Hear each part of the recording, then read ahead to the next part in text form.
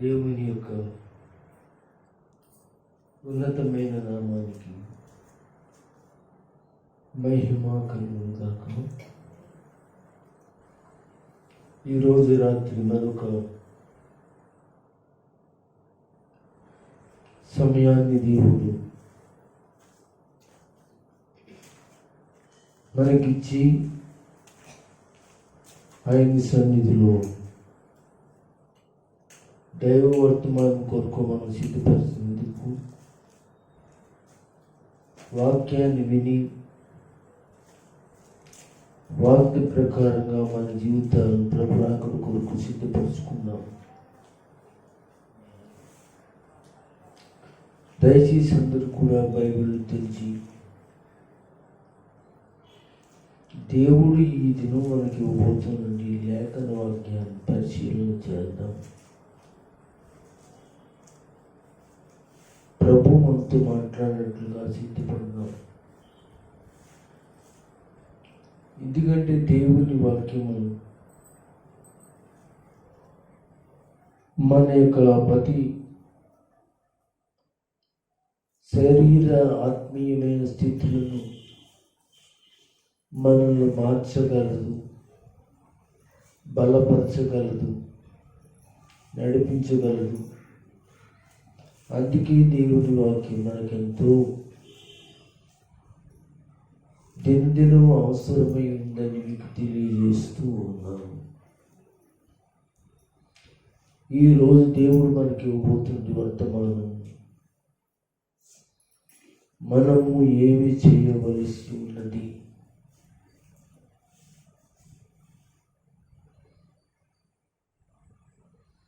క్రీస్తు దిగి వచ్చినందుకు మనము ఏమి చేయవలసి ఉన్నది. క్రీస్తు దిగి వచ్చినందుకు అనేటువంటి అంశం మీద మనము కొన్ని సంగతులు ఈ రోజున ధ్యానం చేద్దాం. సంఘం భూమి మీద ఉన్నంతకాలం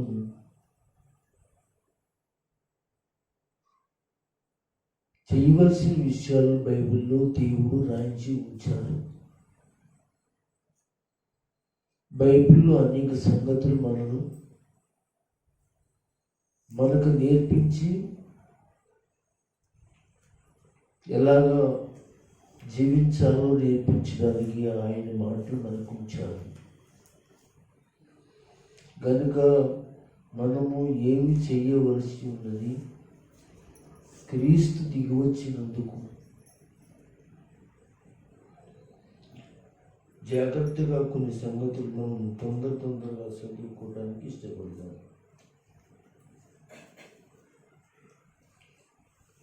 మత్తయి రాసిన సువార్త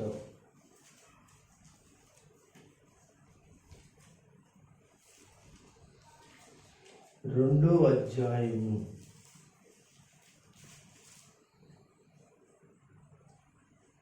'అందరూ కూడా తీసుకోండి, ఒక స్పష్టంగా చదవండి. 10-11 వచనాలు. వారు ఆ నక్షత్రమును చూచి అత్యానందభరితులై ఇంటిలోనికి వచ్చి తల్లి అయిన మరియను ఆ శిశువును చూచి సాగిలపడి ఆయన్ను పూజించి తమ పెట్టెలను ఇప్పి బంగారమును సాంబ్రాణిని బోళమును కానుకలుగా ఆయనకు సమర్పించిరి. ఇది మనము చేయవలసిన విషయం. దేవుడు తన సంఘానికి నేర్పిస్తున్నాడు. క్రీస్తు దిగి వచ్చినందుకు లేక యేసు దిగి వచ్చినందుకు భూలోకములకు మనం ఏం చేయాలి? యేసు ఎవరో గ్రహించి పూజించాలి, ఆరాధించాలి. క్రీస్తు యేసు ఎవరో మనం బైబిల్ ద్వారా తెలుసుకుని గ్రహించి ఆయన పూజించాలి అని బైబిల్ మనకు తెలియజేస్తుంది. దేవుని యొక్క సంఘమైన విశ్వాసులారా, ఈరోజు నీవు యేసు ఈ లోకములకు దిగి వచ్చినందుకు సంఘములో ఉన్నటి సహోదరీమణులు ఏమి చేయాలి అంటే ఆయనకు పూజ చేయాలి. ఆయనకు పూజ చేయటం అంటే ఆయనకు విధేయులు అవ్వాలి, ఆయనకు సాష్టాంగ నమస్కారం చేయాలి.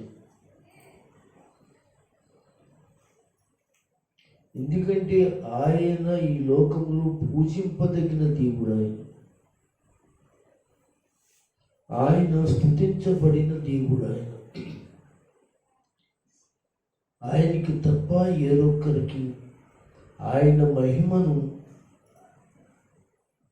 మనం ఏరొక్కరికి చెల్లించులాగా మనం ఉండకూడదు. ఆయనకు ఒక్కడికి మాత్రమే చెల్లించాలి. కనుక సంఘము యేసు ఎవరో గ్రహించాలి. మొట్టమొదటిగా మనము ఏమి చేయవలను? క్రీస్తు దిగి వచ్చినందుకు అంటే ఇక్కడ రాస్తున్న మాట ఏమిటంటే మనకి గ్రహింపు కావాలి, గ్రహించుకోవాలి. మనకి గ్రహింపు కావాలంటే బైబిల్ దగ్గరికి మనం వెళ్ళాలి. బైబిల్లో ఉన్న యేసు ప్రభు వారిని గురించి మనము ధ్యానం చేయాలి. అప్పుడు ఏం జరుగుతుంది అంటే మనకు గ్రహింపు వస్తుంది. ఆయన పూజకి అర్హుడని, పూజాహారుడని, ఆయన తప్ప ఇంకా ఏరొకరు పూజకు అర్హుడు కాడని సంఘము గ్రహించగలిగేదై ఉంటుంది. కనుక మనము ఏమి చేయవలను? యేసుక్రీస్తుకి వచ్చినందుకు అంటే యేసు ఎవరో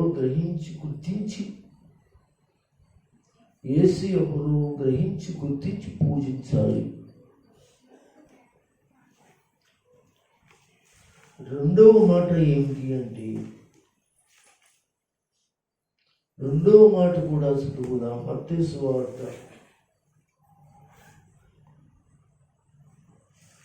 2వ అధ్యాయం 10-11 వచనాలు. అయ్యే వచనాలు మళ్ళీ చదవండి. వారు ఆ నక్షత్రము చూచి అత్యానందభరితులై ఇంటిలోనికి వచ్చి తల్లి అయిన మరియను ఆ శిశువును చూచి సాగిలపడి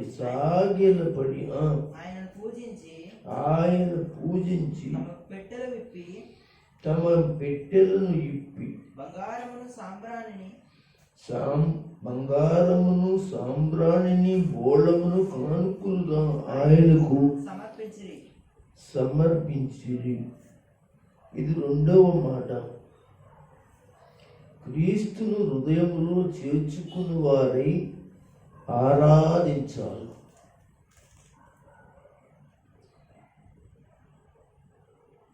మనము ఏమి చేయవలను? క్రీస్తు దిగి వచ్చినందుకు లేదా యేసు దిగి వచ్చినందుకు భూలోకంలోనికి అంటే క్రీస్తు ఎవరో గుర్తించి పూజించాలి. రెండవది క్రీస్తును లటి యేసును హృదయంలో చేర్చుకున్న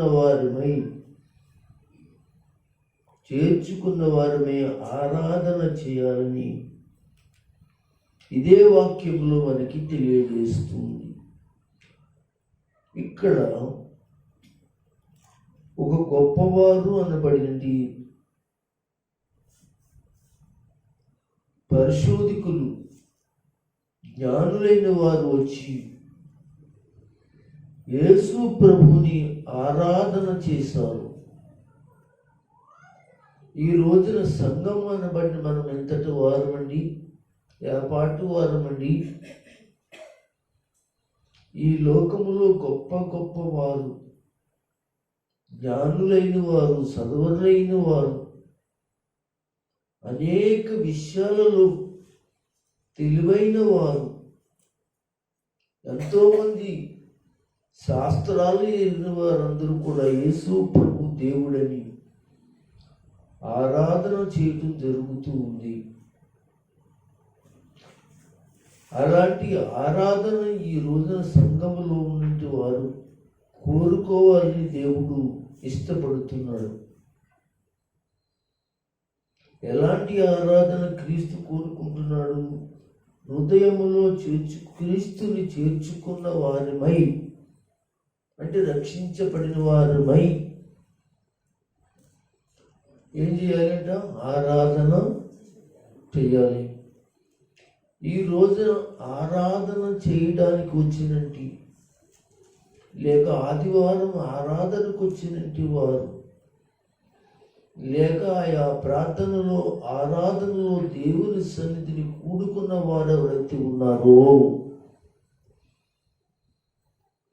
వారందరూ క్రీస్తుని హృదయములో చేర్చుకున్న వారై ఏం చేర్చుకోవాలంటే క్రీస్తుని చేర్చుకున్నాలి. ఇక్కడ ఒక మాట నేను చెప్పాలి.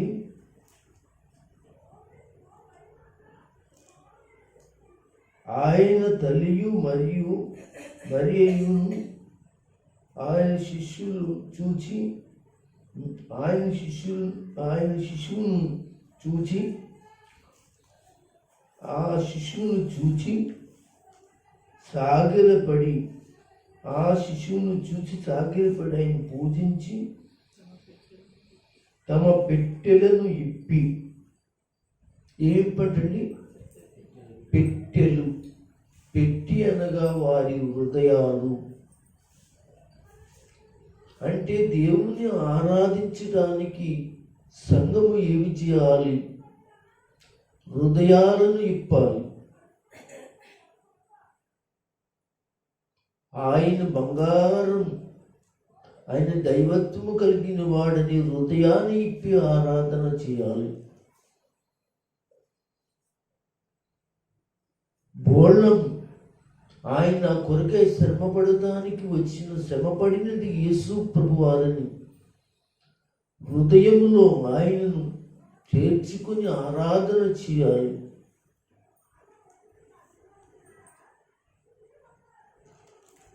సాంబ్రాణి ఆయన ప్రార్థనలు ఆలకించేవాడని, ఆయన ఒక ప్రార్థన పరుని, ఒక యాజక ధూపముగా మన ప్రార్థనలు తండ్రికి అప్పగించువాడని, ఆయన ఈ లోకంలోనికి వచ్చినది ఒక గొప్ప ఆరాధకుడుగా మనకి కనిపిస్తూ ఉన్నాడు. కనుక క్రీస్తుని హృదయములో చేర్చుకుని వారై ఆయన ఆరాధన చేయాలి అంటాడు. రెండవ మాట, మరొక మాట కూడా చదువుకుందాం. ఫిలిప్పీయులకు రాసిన పత్రిక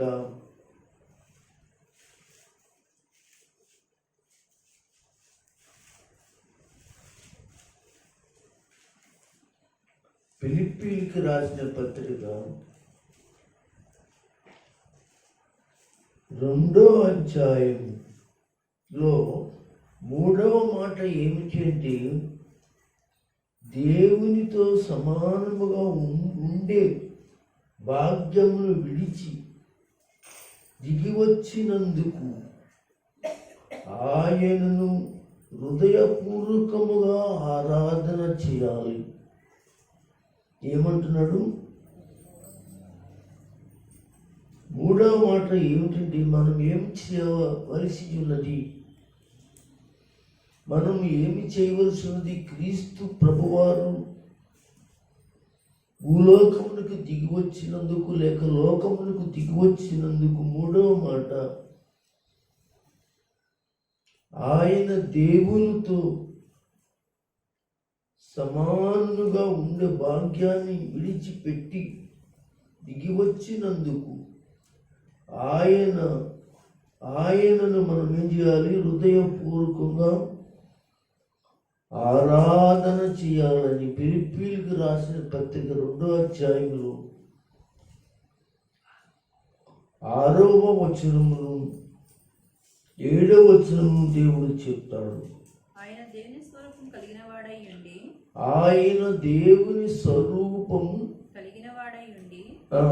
దేవునితో సమానంగా ఉండుట విడిచిపెట్టకూడని భాగ్యమని ఎంచుకునలేదు. దేవునితో సమానముగా ఉండుటకు విడిచిపెట్టుకొనని భాగ్యమని ఎంచుకొనలేదు అని మనుషుల పోలికగా పుట్టి దాసుని స్వరూపము ధరించుకొని తనను తాను రిక్తునిగా చేసుకొనెను. సంఘము ఆలోచించాలి. సంఘ బిడ్డలైన వారు చేయవలసిన విషయాలలో అతి ముఖ్యమైన విషయాలు మనం నేర్చుకుంటూ ఉన్నాం. అందులో మూడవ మాట ఏమిటంటే, యేసుక్రీస్తు ప్రభువు వారు దిగి వచ్చినందుకు మనం దేవునితో సమానముగా ఉండేటువంటి భాగ్యాన్ని విడిచి దిగి వచ్చినందుకు యేసు ప్రభుల వారి మీద ఆయన హృదయపూర్వకంగా ఆరాధన చేయాలి. గమనించండి దేవుని బిడ్డలారా, దేవునితో సమానముగా అని చెప్పాడు. దీంట్లో మనకేం కనపడుతుంది? ఆయనే దేవుడిగా కనపడుతున్నాడు. సమానముగా అంటే తక్కువవాడు కాదు. ఇద్దరు పోటీ పడ్డారండి అనుకోండి. ఆ పోటీలో ఒకరికొకరు కొట్లాడి సమానమైన గెలుపు తెచ్చుకున్నారనుకో, ఇందులో వాళ్ళు ఏమంటాం? ఇద్దరు సమానం పోటీగా మాట్లాడారని చెప్తాం. అంటే ఒకరికొకరు తీసుకుని పోలేదు. అయితే చాలామంది యేసుక్రీస్తు ప్రభువుని యెహోవా అనటానికి ఇష్టపడట్లేదు. ఆయన కుమారుడిగా వచ్చాడు, నిజమే, కాదనట్లేదు. కుమారుడిగా కిందికి వచ్చాడు, కాదనట్లేదు. కానీ ఆ కుమారుడిగా రావడానికి ఒక పని జరిగింది. ఆ తండ్రి అయిన దేవుడే కుమారుడుగా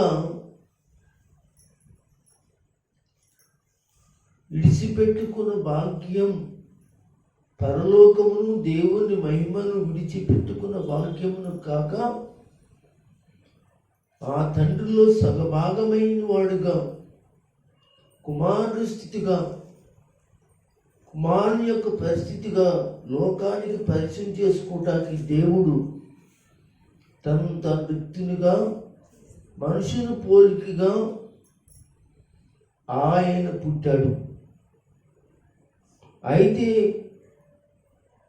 ఆయన యోహాను సువార్తలో చెప్తాడు, ప్రార్థన చేస్తూ అంటాడు,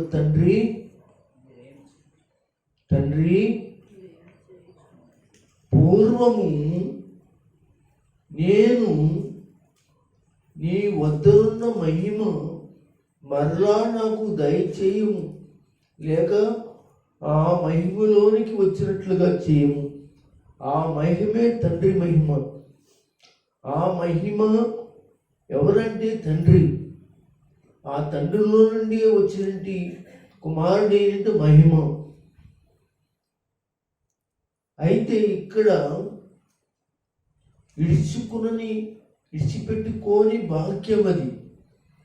అసలు విడిచిపెట్టుకోవాల్సిన పని లేదు. కానీ ఆయన మనుషుని పోలికగా దేవునితో సమానమైన వాడు ఉంటాడు. సమానమైన వాడంటే మనం ఎలాగించాలంటే ఆయన దేవుడని ఖచ్చితంగా నిరూపిస్తుంది ఈ మాట. ఆయనే తండ్రి అయిన దేవుడని, ఆయనే కుమారుడిని యేసుక్రీస్తుగా ఒక మట్టి దేహములో తన శరీరాన్ని ఆయన భూలోకంలో కన్యక గర్భముగా జన్మించిన వాడిగా మనకి కనిపిస్తాడు.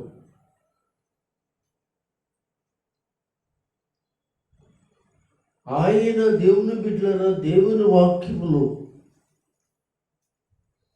దేవునితో సమానంగా ఉండేదేంటి భాగ్యం ఉందగాని అది విడిచి దిగి వచ్చినందుకు మనమేమి చేయాలి? మనము చేయవలసింది ఏమిటి అంటే క్రీస్తు యేసు దిగి వచ్చినందుకు మనము హృదయపూర్వకంగా ఆరాధించాలని ఫిలిప్పీయులకు రాసిన పత్రిక 2వ అధ్యాయం 6-7 వచనాలు చెప్తాయి. ఈ రోజున సంఘం చాలా గ్రహించుకోవలసిన విషయాలు ఉన్నాయి. సంఘం చాలా తెలుసుకోవలసిన విషయాలు ఉన్నాయి. సంఘం వస్తూ పోతుంది, కానీ బైబిల్లో ఉండే లోతైన విషయాలు తెలుసుకునేటి ఆత్మ సహాయాన్ని కోరుకోలేకపోతుంది సంఘం. కనుక ఆత్మ సహాయం కోరుకున్న వారికి దేవుని వాక్యం అర్థమవుతుంది. ముందుకు వెళదాం, ముందుకు సాగిపోదాం. 4వ విషయాన్ని మనం చదువుదాం. తీతుకు రాసిన పత్రిక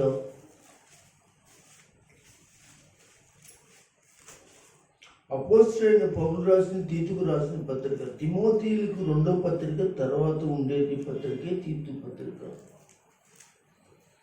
2వ అధ్యాయము తెరవండి. 4వ విషయం ఏమిటంటే మానవాళి విమోచించుటకై దిగి వచ్చినందుకు కృతజ్ఞతతో నిండి ఆరాధించాలి. ఏం చేయాలి? మానవాళ్ళు అంటే నిన్ను నన్ను సంఘాన్ని కోరుతున్నాడు, సర్వమానవాళ్ళని కోరుతున్నాడు. ఏమిటంటే మనము చేయవలసింది ఏమిటి అంటే మనము చేయవలసిన విషయంలో ఆయన అంటున్నాడు, క్రీస్తు దిగి వచ్చినందున లేక లోకంలోకి వచ్చినందున మానవాళి కొరకై విమోచించుటకై దిగి వచ్చినందున కృతజ్ఞతతో నిండి వారై ఆరాధన చేయాలి అంటూ పౌలు గారు తీతుకు రాసిన పత్రిక 2వ అధ్యాయం 14వ వచనంలో చెప్తాడు. ఆయన సమస్తమైన దుర్నీతి నుండి, చూడండి, చాలా గమనించండి. ఆయన అంటే యేసయ్య సమస్తమైన దుర్నీతి నుండి మనల్ని విమోచించి, అదుకోండి, మనల్ని విమోచించి సత్క్రియలందు ఆసక్తి గల ప్రజలను తన కొసరము పవిత్రపరచుకుని తన సొత్తుగా చేసుకున్నటకు తనను తాను మన కొరకు అర్పించుకున్నాడు. మనం ఏం చేయాలి? ఈ లోకం కొరకు ఆయన అర్పించుకున్న దానికి, అయితే సంఘానికి అర్పించుకున్న దానికి, రక్షించబడిన వారు, విమోచించబడిన వారు ఎవరైతే ఉన్నారో పవిత్రులుగా చేయడానికి ఇష్టపడి ఆయన తన బిడ్డల కొరకై తన కుసరమై పవిత్రపరిచినది ప్రజలను అంటున్నాడు. మానవాళి విమోచనకై దిగి వచ్చినందుకు వీరేం చేయాలంటే కృతజ్ఞతతో నిండిన వారై చాలా మందికి దేవుడు చేసేటువంటి కార్యాలకి కృతజ్ఞత లేని వారై ఉంటారు. చాలా మంది కార్యాలు చాలా అద్భుతంగా జరుగుతాయి. డబ్బులతో అయిపోవలసింది డబ్బులు లేకుండానే దేవుడు తను ప్రేమించిన తన పిల్లలకి చేస్తూ ఉంటారు. దేవుడు ప్రభు చేస్తూ ఉంటారు. కానీ వాళ్ళు కృతజ్ఞత లేని వారై దేవునికి చెల్లించవలసినటువంటి మహిమను లేక కృతజ్ఞతను నిండిన వారై ఆయన ఆరాధించలేని, ఆయన గణపరచలేని, ఆయనకు సహకరించలేనటి జనాలు ఎంతమందో ఈ రోజున క్రైస్తవులలో ఉన్నారని దేవుని యొక్క ఆత్మ చెప్పుతూ ఉంది. కనుక ప్రభునందు పిల్లారా, సర్వమానవాన్ని మోసించడానికి వచ్చినట్టు యేసు ప్రభు దిగి వచ్చినట్టు యేసు ప్రభు కొరకై నువ్వేం చెల్లించాలనుకుంటున్నావు? కృతజ్ఞత ఉందా? దేవుడు నీకు చేసిన ఉపకారంలో ఈ రోజున ఒక బిల్డింగ్ కట్టలేని నీ జీవితంలో బిల్డింగ్ ఇచ్చాడని చెప్తావు. ఒక ఆరోగ్య విషయంలో ఆరోగ్యం బాగోలేని పరిస్థితుల్లో డబ్బు లేకున్నప్పుడు దేవుడిని బాగు చేశాడని సాక్ష్యాలు చెప్తుంటావు. ఇదిగో నా భర్త మారలేదు, నా బిడ్డ మారలేదు, నా కుమార్తె మారలేదు, వారి పట్ల దేవుడు కార్యం చేశాడని చెప్తావు. కానీ సాక్ష్యం ఇలాగ ఎన్నో నీ జీవితాలలో పొలం ఇచ్చిన, బంగారం ఇచ్చిన, ఇల్లు ఇచ్చిన, పిల్లలు లేకపోతే పిల్లలు ఇచ్చిన, నీ హృదయం కృతజ్ఞతతో నిండి దేవుని ఆరాధించి ఆయనకు చేయవలసింది నువ్వు చేయలేని స్థితిలో ఉన్నావేమో, పరిస్థితిలో ఉన్నావేమో సహోదరి. దయచేసి దేవుని కార్యాలు నీ ముందున్నాయి, దేవుని పనులు నీ ముందున్నాయి, దేవునికి చేయవలసినవి ఎన్నో ఉన్నాయి. కనుక దయచేసి నువ్వు ముందుకు రాకపోయినట్లయితే నీలో కృతజ్ఞత లేదని, కృతజ్ఞతా భావం నిండి లేని వ్యక్తివని, ఆయన్ను ఆరాధించలేని వ్యక్తిగా ఉన్నావని ప్రభు మాట్లాడటం జరుగుతూ ఉంది. సరే, ఇంకా మరొక విషయాన్ని మనం మాట్లాడితే, మనము చేయవలసినది అంటే సంఘము చేయవలసింది చేయవలసింది ఏముంది అంటే, క్రీస్తు దిగి వచ్చినందుకు పాపము నుండి రక్షించుటకు దిగి వచ్చిన క్రీస్తు పాపము విడిచి ఆరాధించాలంటాడు. పాపాలను మనము విడిచి ఆరాధించాలంటాడండి. మనం ఏం చేయాలి సంగమా? సర్వ సమాజానికి దేవుడు ఒక ప్రకటన, ప్రయాసపడి భారం మోసుకుంటున్న వారులారా, అది పాప భారం. దాని కొరకే నేను వచ్చాను, మిమ్మల్ని విడిపించడానికి, వాటిని తీసివేయడానికి వచ్చాను. నా ప్రాణం ద్వారా, నా రక్తం ద్వారా మీకు విమోచన కలుగుతుంది. పాపం నుండి రక్షించుటకు వాక్యం సెలవిస్తూ ఉంది, వాక్యం మాట్లాడుతూ ఉంది. కనుక పాపం నుండి పాపముల నుండి రక్షించుటకు దిగివచ్చిన ఎవరైనా యేసు ప్రభు. అయితే పాపాన్ని విడిచిపెట్టాలి. మానవాళి సర్వలోకములో ఉన్నటి పాపాత్ములందరూ పాపమును కడిగి వేసుకుని దేవుణ్ణి ఆరాధించాలి అంటాడు. మత్తయి రాసిన సువార్త 1వ అధ్యాయం 21 అవును కదా. ఆయన ప్రజలను ఏం చేస్తున్నాడు? భూలోకంలో ఉన్న వాళ్ళందరూ ఆయన ప్రజలే. ఎలాగైనా ప్రజలంటే ఆయనే పుట్టించారని 100వ కీర్తనలో చెప్తాడు. సో సగంలో ఒకసారి 100వ కీర్తన. సమస్త దేశములారా యెహోవాకు ఉత్సాహధ్వని చేయుడి, సంతోషముతోను యెహోవాను సేవించుడి, ఉత్సాహగానం చేయుచు ఆయన సన్నిధికి రండి. యెహోవా దేవుడని తెలుసుకొనుడి, ఆయనే మనల్ని పుట్టించెను. ఇదిగో ఆయనే మనల్ని పుట్టించెను. చాలండి,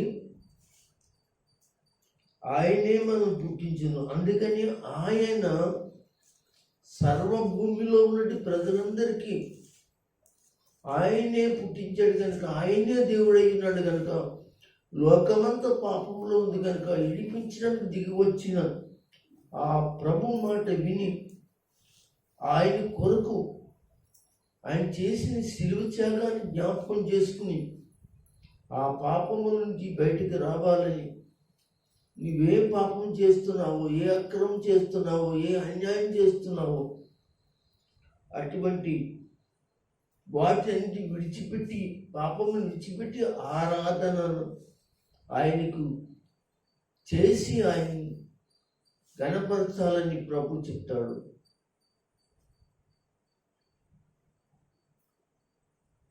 ఆరో మాట మనం చదువుకున్నాం. కొరింథీయులకు రాసిన 2వ పత్రిక 8వ అధ్యాయం 6వ మాట మనం చదువుకుందాం.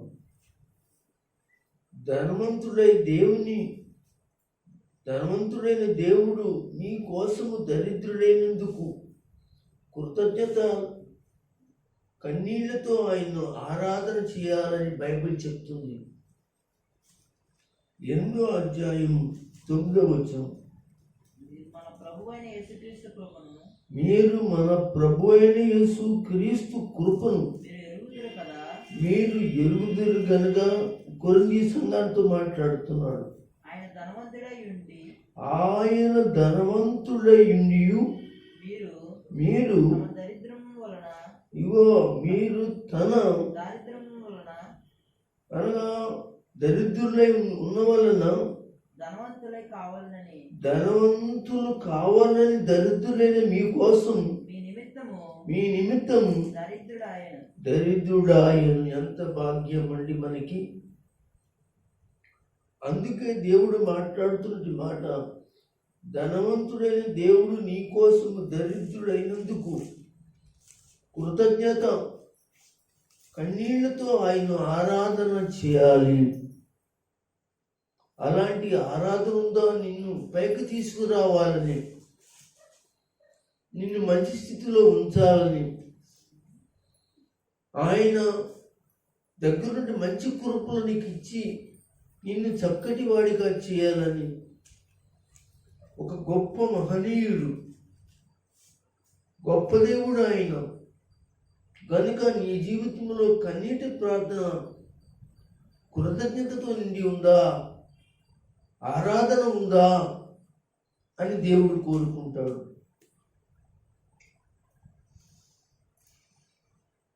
ఈ కాకుండా కొన్ని సంగతులు, ప్రత్యేకంగా కొన్ని సంగతులు చెప్తాను. అవి ఏంటంటే, మనము చేయవలసిన మరికొన్ని పనులు ఉన్నాయంట.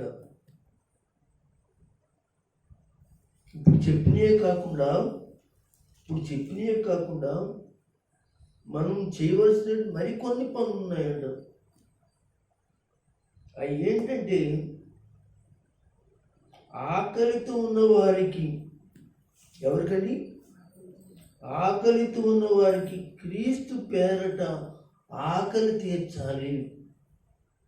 దేవుని స్తోత్రం చెప్పండి. మరికొన్ని విషయాలు చెప్తున్నాడు ఆయన. మనము చేయవలసిన వాటిని క్రీస్తు కిందకు దిగివచ్చి ఆయన మన కొరకు చేశాడు. అయితే మనం కూడా మనం చేయవలసినవి కూడా కొన్ని ఉన్నాయి, మంచి పనులు. మరి కొన్ని మంచి పనులు భూమి మీద మనం చేయాలి. కొన్ని బాధ్యతలు మనకు ఉన్నాయి, దేవుడు పెట్టాడు.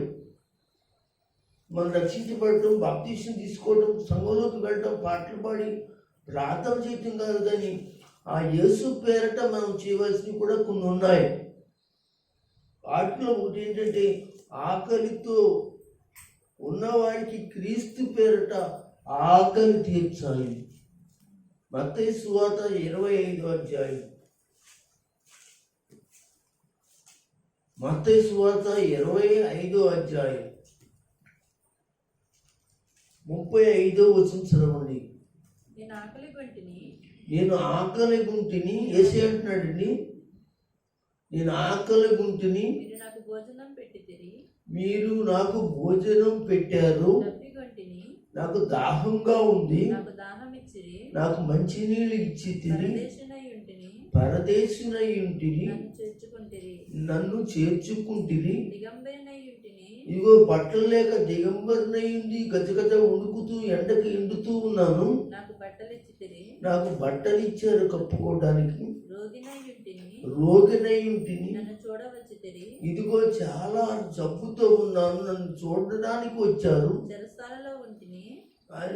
కొన్ని సమస్యలతో బంధకాలలో ఉన్నాను, నన్ను నా వద్దకు వచ్చితిరని ఆయన చెప్పాడట. ఒకసారి అందరూ గట్టిగా స్తోత్రం చెప్పండి, గట్టిగా చెప్పండి. ఎవరు చెప్పింది? యేసే చెప్పాడు. ఈ పరిస్థితులన్నీ కూడా యేసు ప్రభు కలిగినాయి అంట. ఏమండి అని కొంతమందిని అడుగుతున్నాడు.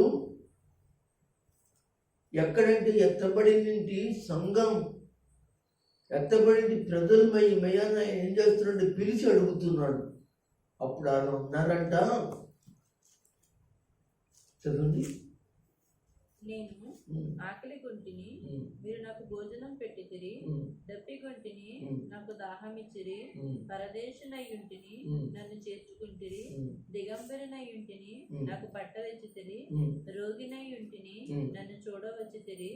చెరసాల్లో ఉంటిని, నా ఎద్దకు వచ్చితిరని చెప్పును. అందుకు నీతిమంతులు, ప్రభువా, ఇదిగో రక్షించబడి యేసు రక్తంలో కడగబడిన నీతిమంతులు, ఇదిగో ప్రభువా, ఎప్పుడు నీవు ఆకలిగా నిండుట చూచి నీకు ఆహారం ఇచ్చితిమి. నీవు దప్పిగా నిండుట చూచి ఎప్పుడు దాహం ఇచ్చితిమి. ఎప్పుడు పరదేశివై ఇండుట చూచి నేను చేర్చుకుంటుమి. దిగంబరినై ఇండుట చూచి బట్టలిచ్చితిమి.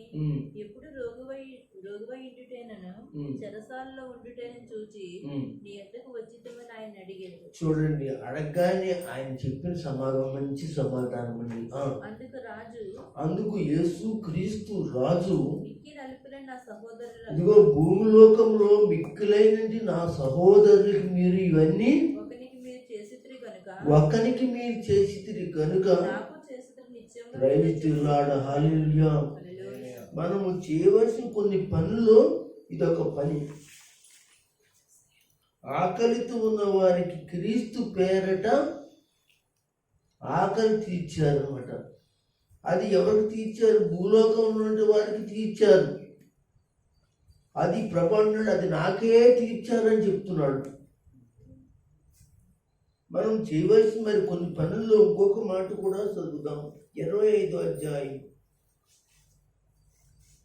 36వ మాట ఏంటంటే, వస్త్రాలు లేని వారికి క్రీస్తు పేరట వస్త్రాలు ఇవ్వాలి. ఆ మాట చదువుతున్న, వస్త్రము లేని వారికి అక్కడ దిగంబరిని చూసి అది. అప్పుడు అంటున్నారు, ఎప్పుడు నీకు బట్టలు లేవు అంటే, ఇదిగో అల్పులైనటి, దరిద్రులైనటి, గుడ్డలు లేనటి వాళ్ళకి భూలోకంలో మీరేం చేశారు? వాళ్ళకి వస్త్రదానాలు చేశారు. కనుక నాకు చేసినట్లే మీరు గనుక చేయవలసిన పనులు మనకి కొన్ని ఉన్నాయి ఈ లోకంలో. వాటిలో రెండోది ఏమిటి అని, మొదటిది ఏంటంటే ఆకలితో ఉన్న వారికి క్రీస్తు పేరట ఆకలి తీర్చడం. రెండోది వస్త్రాలు లేని వారికి క్రీస్తు పేరట వస్త్రాలు మనం పంచి పెట్టడం. ఇంత మంచి పనులు దేవుడు చేయమని మనం కోరుచున్నాడు. మనం చేయవలసిన మరి కొన్ని పనుల్లో మూడో మాట ఏమిటంటే రోగముతో ఉన్నంటి వారి దగ్గరికి వెళ్ళి ఎలా ఉన్నావో పరామర్శించి, వాళ్ళు అన్యులైనా కానీ మనం ప్రార్థన చేయమన్నారు అనుకోండి సంఘంలో, ఇలా ఒకసారి చూడడాక మన సంఘంలో ఎవరైనా ప్రార్థన చేయమన్నారు అనుకోండి, సంఘస్థులు ఈ అలవాటు చేసుకోవాలి. సంఘస్థులకి ఈ అలవాటు చేసుకోవాలి. ఎవరైనా అన్ని ప్రార్థన చేయమన్నారు, ఇంట్లో వాళ్ళు ఎవరైతే మంచం ఎక్కేసారు, అటు ఇటు లేదా బలహీనతగా ఉందని అనుకోండి, వాళ్ళ కొరకు మనం ప్రేమతో ప్రార్థన చేయటమే కాదు, క్రీస్తు పేరట వాళ్ళు ఏం చేయాలి, దర్శించాలి. పాస్టర్ గారు చెప్పినట్టునే పాస్టర్ గారు రావక్కర్లేదు, మీరు కొంతమంది సహోదరులు కలిసి వెళ్ళి పరామర్శించి ప్రార్థన చేసి వస్తే, లేకపోతే పాస్టర్ గారితో కలిపి ప్రార్థన చేసి వస్తే వాళ్ళు ఏం చేయబడతారు, రక్షణ పొందుతారు, దేవుని మందిరానికి వస్తారు. ఒక ఆత్మను మనం రక్షించామా లేదా? ఈ రోజు సంఘంలో ఎవరైనా సాక్షి చెప్పి పలానానికి బాగోలేదని నేను సాక్ష్యాలు చెప్పినప్పుడు ప్రార్థన చేశారు. ఎప్పుడైనా వాళ్ళ ఇళ్ళకి మీరు వెళ్ళారా? వాళ్ళ దగ్గరికి వెళ్ళి రండి ప్రార్థన చేస్తున్నాం మేము, రండి గుడికి రండి అని మీరేం చెప్పగలిగారా? మీకు అక్కర్లేదు. మళ్ళీ గొప్పగా మీరు ప్రసంగాలు చేయడానికి, పాటలు పాడడానికి, వాక్యాలు చదవడానికి, గొప్పగా ప్రార్థన చేయడానికి మాత్రం మీ ఇలాంటి గొప్పవాళ్ళు ఎవరు కూడా సంఘాల్లో ఎక్కడా లేనట్టుగా ఉంటారనమాట. అది కాదు కావాల్సింది, ప్రభు చేయమన్నది అవి కాదు, ఆ పనులు కాదు. ఇక్కడ చూద్దాం, రోగమున్న వారిని దర్శించి ఆయన దిగి వచ్చాడని తెలియచేయడానికి మనం వెళ్ళాలి అక్కడికి. వాళ్ళ దగ్గరికి ఇంటికెళ్ళాను, కంగారు పడకమ్మా, కంగారు పడకు సోదరుడా, పాస్టర్ గారు వెళ్ళి వెళ్దామండి రండి అంటాం కాదు. ఎవరైనా చెప్పుగానే అందరూ కలిసి మెలిసి మాట్లాడుకుని పాస్టర్ గారి దగ్గరికి వచ్చి అక్కడికి వెళ్దామండి, లేకపోతే మేము వెళ్ళి ప్రార్థించి వస్తామండి, ఎందుకంటే ఆయన దిగొచ్చాడండి అని వాళ్ళకి ఆ వార్త చెప్పి ప్రభు దగ్గరికి నడిపించడానికి, వాళ్ళు స్వస్థపడడానికి ఒక సాధారణంగా సంఘంలో నీవు ఉంటున్నావా? ఎప్పుడైనా నీ పరిస్థితి ఎప్పుడైనా పాస్టర్ గారు చూశాడా? నేను చాలాసార్లు నేను సంఘంలో అనేక మంది బలహీనుల కొరకు, అన్యులైన వారి కొరకు అనగా పరిస్థితుల కొరకు చెప్తే కానీ ఒక విశ్వాసం ఎప్పుడు కూడా పాస్టర్ గారు వెళ్దామని చెప్పగా అండి ఎవరో వచ్చి ఒకళ్ళు వస్తారు, లేకపోతే లేదు, లేకపోతే నాకు ఎందుకు అని అనుకుంటారు. లేదు లేదు లేదు, అది నీ బాధ్యత అని దేవుడు చెప్తున్నాడు. కానీ అలాంటి బాధ్యత సంఘానికి ఇస్తే ఈ రోజున సంఘమే ఎలాంటి పనులు, నీ అవసరతల కొరకు ప్రార్థన కోరుకుంటావు, నీ అవసరతల కొరకు సంఘాన్ని ప్రార్థన చేయమంటావు, నీకు బాగోకపోతే రాలేదని నువ్వు కోరుకుంటావు. ఒక అన్యుడికి బాగోలేదని చెప్పిన తర్వాత అన్యుడి దగ్గరికి వెళ్ళడానికి అనమాట ఏం చేస్తే వాయిదా వేస్తావు, లేకపోతే ఏదో పని కల్పించుకున్నాను అంటావు, ఏదో పని ఉందని అంటావు, మా ఆయన రావడానికి మా ఆయన అడ్డుగా ఉన్నాడు అంటారు, బిడ్డలు అడ్డుగా ఉంటారు అంటావు, లేకపోతే మా చుట్టాలు మా బంధువులు అడ్డుగా ఉన్నారని చెప్పేటంటి సహోదరుడా సంఘం దయచేసి అది కరెక్ట్ కానీ అది కాదు. గనుక రోగముగా ఉన్నట్టు వారిని దర్శించుటకు ఆయన దిగి వచ్చాడని తెలియజేయాలని దేవుని వాక్యం సెలవిస్తుంది. మత్తయి సువార్త 25వ అధ్యాయం 36 నన్ను చూడవచ్చు తిరిగి ఆగండి 40 కూడా చదువు. అందుకు రాజు మిక్కిలి అభిప్రాయం నా సహోదరుల ఒకనికి మీరు చేసిత్రు కనుక అది నాకు చేసిత్రని నిశ్చయం. అంటే ఎవరికి చేసావు మా పరిచర్య? భూలోకంలో నీకు ఏదైనా అతని ద్వారా నీకు ఏదైనా కలుగుద్దనా? ఆయన ద్వారా ఏదైనా లబ్ధి కలుగుద్దనా? కాదు కాదు. ఈ రోజున సేవకుడైన వాడు కష్టం వచ్చినా బాధ వచ్చినా అన్యులకు బాగోకపోయినా మరి ఇందుకు ప్రయాస కలిగి వెళ్తున్నాడు. ఎందుకు ప్రయాస కలిగి దైవ సహకారాలు వెళ్తుంది.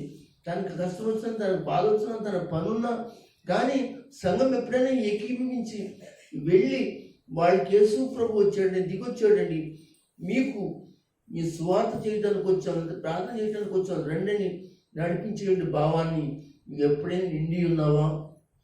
ఆలోచన కలిగి ఉన్నావా? నీకా అవసరం లే, ఎప్పుడు నీ కొరకే, ఎప్పుడు నీ కొరకే. మరి బయట చాలామంది ఉండిపోయారు, వాళ్ళ కొరకు వద్దా? చాలామంది సహోదరుల్లో బలహీనలు ఉండిపోయారు, వాళ్ళ విషయం నీకు అక్కర్లేదా? అల్పులైనటి వీళ్ళ కొరకు ఏసై చెయ్యమని ఖచ్చితంగా చెప్తే నువ్వు చేయగలిగిన దానికి వాడిగా నువ్వు ఉన్నావా?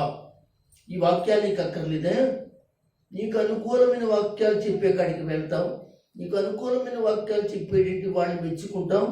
కానీ ఈ సత్యము ఇలా చేయండి అన్న కాడికేమో మాకెక్కడ కుదురుతుంది, మాకు సంబంధం ఏంటి, అది పాస్టర్ గారికే సంబంధము అని అలా సతుకులు పడి ఉంటారు.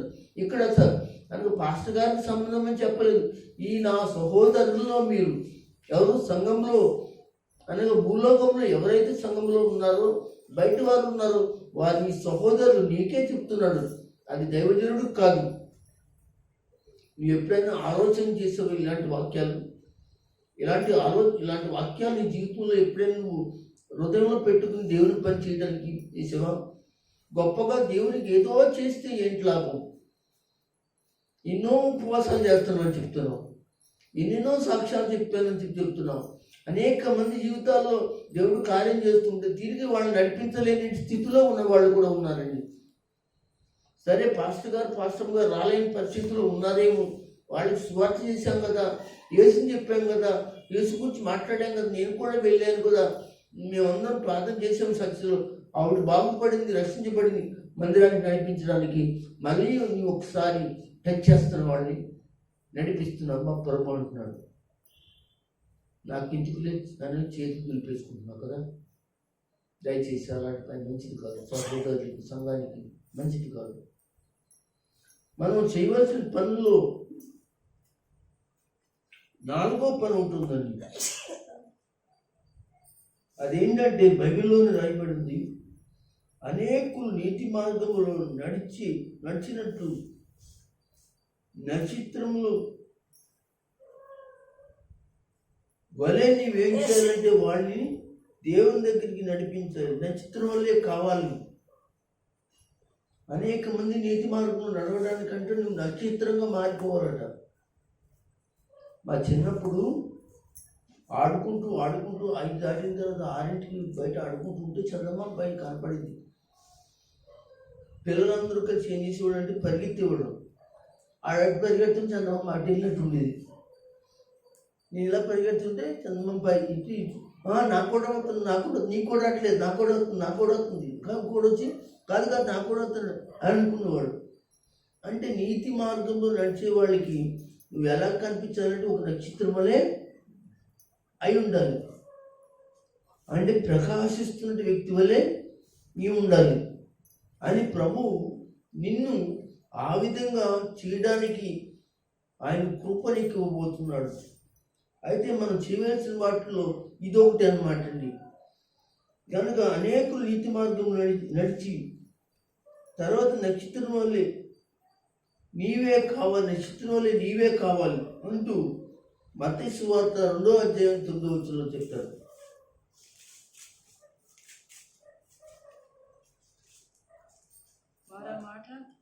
వారు రాజు మాట విని బయలుదేరిపోవచ్చుండగా చూసారా, మత్తయి రాసిన సువార్త 2వ అధ్యాయము 9వ వచనంలో జ్ఞానులు రాజు మాట విన్న తర్వాత బయటకు వచ్చేసారండి వాళ్ళు.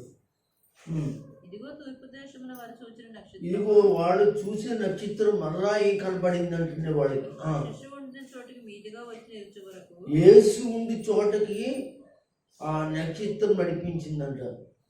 అంటే ఇందులో మనకి ఏం తెలుసుకోవాలి? నక్షత్రాల వల్లే మనం ఏం చేయాలి? యేసు ప్రభు దగ్గరికి కొంతమందిని నడిపించాలి. ఆ నక్షత్రం ఎవరు నడిపించింది? జ్ఞానులను యేసు దగ్గరికి నడిపించింది. యేసు దగ్గరికి వెళ్ళాక వాళ్ళు మారిపోయారండి, వాళ్ళు మార్చబడ్డారండి. వాళ్ళ జీవితాలు వాళ్ళకి ఏమైందని తెలుసా అనగా సత్యాన్ని, సత్య మార్గాన్ని తెలుసుకున్నారు. వాళ్ళు నీతిమంతులయ్యింది. దానియేలు గ్రంథం 12వ అధ్యాయం 3వ వచనం కూడా చదువుతాం.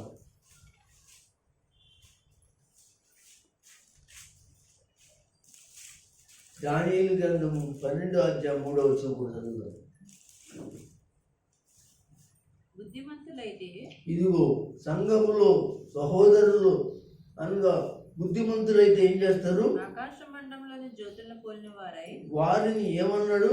ఆకాశ మండలములో జ్యోతులు ఆకాశ మండలంలో నుండి జ్యోతులుగా సంఘములో నుండి రక్షించబడిన బుద్ధిమంతులైన వారి, క్రీస్తు రక్తంలో కడబడిన బుద్ధిమంతులైన వారిని గురించి మాట్లాడుతూ అంటాడు ఆయన. జ్యోతులను పోలిన వారై ప్రకాశించదు. అలాగ పోలిన వారే ప్రకాశించుతూ ఆ ప్రకాశానికి ఏమవుతారంటే అనేక మంది దగ్గరికి చేర్చబడతారు. ఏంటి ప్రకాశం అని అడిగినప్పుడు క్రీస్తును గురించిన ప్రకాశాన్ని మీరు ఏం చేస్తారు? ప్రకటన చేసి వారి సంఘములోనికి, పరలోకంలోనికి నడిచేవారిగా, నడిపించేవారిగా, ఒక యోధులుగా మీరు ఉంటారు. ఇక్కడ చెప్పేటి మాట ఏంటంటే మనము చేయవలసిన మరికొన్ని పనుల్లో ఇది ఒక పని అని మీకు నేను తెలియజేస్తున్నాను.